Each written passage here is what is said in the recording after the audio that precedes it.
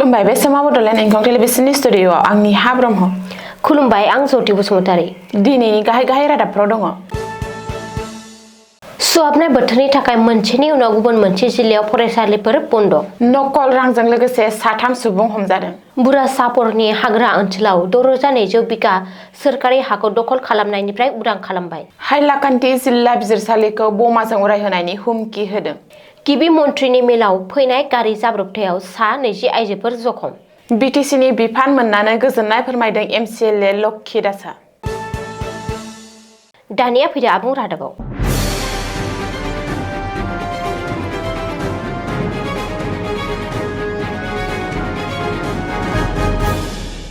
रायजोआव बेगें सोमावग्लुंनो हानाय सुहाबनाय बोथोर बेखौ नोजोर होनानै रायजोनि मोनसेनि उनाव गुबुन मोनसे जिल्लायाव फरायसालिफोरखौ बन्द' फोसावनाय जादों।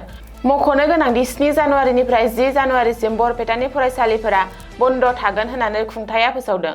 नलबारि जिल्लायावबो सोरखारि आरो बेसरकारि गासैबो फरायसालिफोरा 10 जानुवारिसिम बन्द' थागोन। बोथोरा जोबोर गुसु जानायनि थाखाय धुबुरी जिल्लानि गासै फरायसालिफोरखौबो बन्द' खालामनो बिथोन होनाय जादों। जिल्लानि फरायसालिफोरा दिनैनिफ्राय 10 जानुवारिसिम बन्द' थागोन। दिमा हासाव जिल्लानि गासैबो फरायसालिफोरा 8 जानुवारिनिफ्राय 17 जानुवारिसिम बन्द' थागोन। नाथाय थाखो 10, 11 आरो 12नि आनजादफोरा थि सम बादियै जागोन। ओरैहाय धेमाजि जिल्लाया फरायसालिफोरखौ बन्द' फोसावाखै। नाथाय गोदान बिथोन फोसावजासिम जिल्लानि गासैबो फरायसालिनि थाखो खथाया 10 रिंगानिफ्राय जागायगोन। बिश्वनाथ जिल्लायाव दिनैनिफ्राय गुदि फरायसालिफोरा 10 रिंगानिफ्राय सानजौफुनि 12:30 रिंगासिम, गेजेर फरायसालिफोराव फुंनि 10 रिंगानिफ्राय बेलासे 2 रिंगासिम आरो गोजौ फरायसालिफोरा फुंनि 10 रिंगानिफ्राय बेलासे 3 रिंगासिम थाखो लानाय जागोन।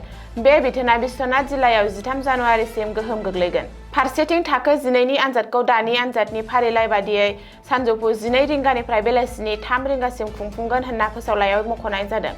बजालि जिल्लायावबो थाखो खथाया फुंनि 10 रिंगानिफ्राय जागायगोन।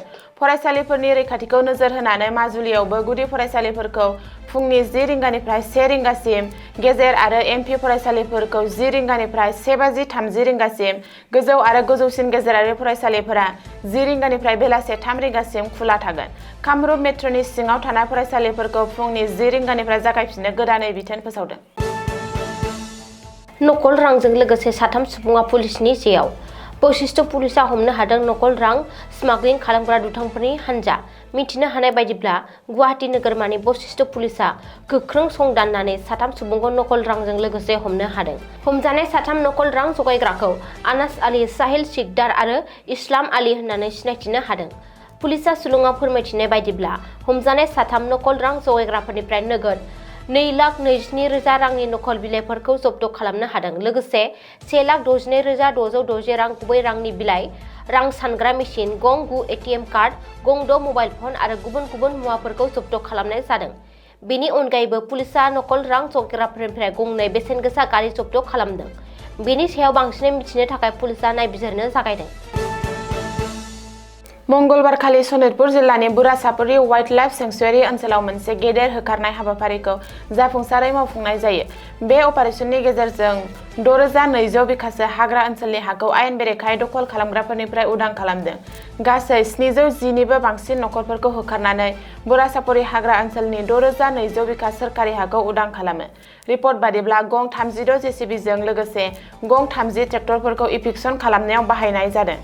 इभिक्सन खालामनाय थावनियाव जिल्ला कमिशनार आनन्द कुमार दास आरो एसपि बरन पुरकायस्थनि दैदेननायाव 300निबो बांसिन पुलिस आरो पेरामिलिटारि हान्जानि जवानफोरखौ थिसननाय जादोंमोन। बे अपारेसनाव गुबैयै बुरासापरि वाइल्ड लाइफ सेंक्सुयेरिनि साखाथियाव थानाय ओनसोलफोराव आयेन बेरेखायै दखल खालामनायखौ नोजोर होनाय जादोंमोन। बे ओनसोलफोरा जाबाय जामुतकाल, आरिमारि, सियालिसर, बाकेटापु, गाल्टिडुबि, लाटिमारि, कुन्डुलिसर, सानजा दुब्रामारि आरो सुइस गेटआव दखल खालामना आयेन बेरेखायै थानाय 710 नखरफोरखौ होखारदों आरो 6200 बिघा हाखौ उदां खालामनाय जादोंमोन। बे होखारनाय हाबाफारिखौ आब्रुथि गोनां आरो गोजोन आदबजों खालामनाय जादों। लोगोसे गोदानै दाबि खालामफिननाय हाखौ गोलाव सम रैखाथि होनो आरो इयुनाव दखल खालामनायखौ होबथानो थाखाय बिथोन होदों। मख'नो गोनांदि 2021 मायथाइनिफ्रायनो रायजोनि गुबुन गुबुन जिल्लायाव होखारनाय एबा इभिक्सन खालामनाय हाबाफारिया सोलिगासिनो दं। सानथामनि सिगांसो हजाइ जिल्लायाव 6000 बिघासो सोरखारि हायाव होखारनाय जादोंमोन। आइएसआइनि टारगेटआव हाइलाकान्दि जिल्ला बिजिरसालि। हाइलाकान्दि जिल्ला बिजिरसालियाव फैनाय मोनसे इमेलआ गिखांहोदों हाइलाकान्दि जिल्लाजों लोगोसे आसामखौ। सुलुङाव फोरमायथिनाय बायदिब्ला हाइलाकान्दि जिल्ला बिजिरसालिखौ बमाजों उरायहोनो हुमखि होदों। सानजौफु 1:35 रिंगायाव हाइलाकान्दि बिजिरसालिखौ बमाजों उरायहोगोन होननानै इमेलनि गेजेरजों हुमखि हरदों। बे इमेलखौ मोननायनि उनावनो हाइलाकान्दि बिजिरसालियाव पुलिसआ गोख्रों रैखाथिनि राहा खालामदों आरो फारसेनिफ्राय नायबिजिरनाय जादों। C4RDX होनानै बिजिरसालिखौ उरायहोनो हुमखि हरदों। बिजिरसालियाव गोहोगोरा C4RDX दोनखुमाना दोनदों आरो बेखौ रिमट कन्ट्रलजों बेफ्रुहोगोन होननानै बे इमेलाव दाबि खालामहरदों उदखारिया। रिपर्ट बायदिब्ला बे इमेलनि लिंक नागिरनानै साइबार ब्रान्चआ गोख्रोङै नायबिजिरनो जागायदों। बे समाव थासारिया कन्ट्रलाव दं होननानैबो हाइलाकान्दि पुलिसआ दाबि खालामदों। नाथाय बिजिरसालिनि एडभकेटफोर आरो मावफारियाफोरनि गेजेराव गिनाया जोबनानै थाङाखै।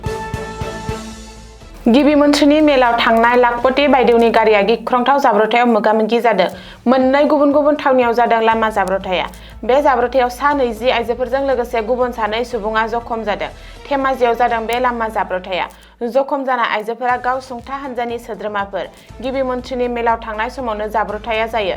सुलुङाव फोरमायथिनाय बायदिब्ला धेमाजिनि देउरि बिलाव गिबि मन्थ्रि डक्टर हिमन्त बिश्व शर्माया धेमाजियाव लाखपति बायदेवनि चेक राननाय हाबाफारि खुंदों। बे हाबाफारियाव लाखपति बायदेव आइजोफोरखौ लानानै थांनाय गारिया हरखाब लामा जाब्रबथायाव मोगा-मोगि जाहैयो।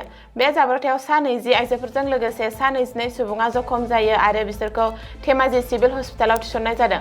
बेनिनो पुष्पा सेतिया मुंनि आइजोआ गोब्राबसिन हालोदाव। पुष्पा सेतियानि आखाइनि थनै हाराया बायदों होननानैबो मिथिनो हादों।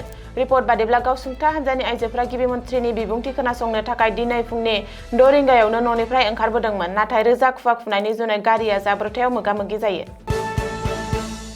रायजो राजानि थाखाय जौगाथायनि खामानि मावनो थाखाय दिनै हाग्रामा महिलारिनि दैदेननाय बिटिसि सोरखारा 2 MCLA नो बिफान होनायाव लक्की दासआ जोबोर गोजोननाय फोरमायदों।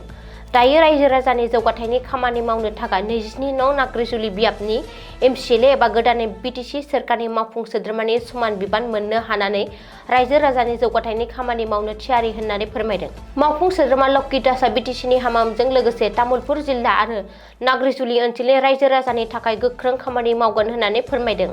दायो गोदानै बिबान मोननो हानायखौ गोजोननाय फोरमायनायजों लोगोसे आसामनि गिबि मन्थ्रि डक्टर हिमन्त बिश्व शर्माजों लोगोसे बिटिसिनि चिफ हाग्रामा महिलारि बिथांमोनखौ साबायखर बावहरदों लक्की दासआ। दिनैनि रादाबा एसेनोसै। गोजोन्थों। गोजोन्थों।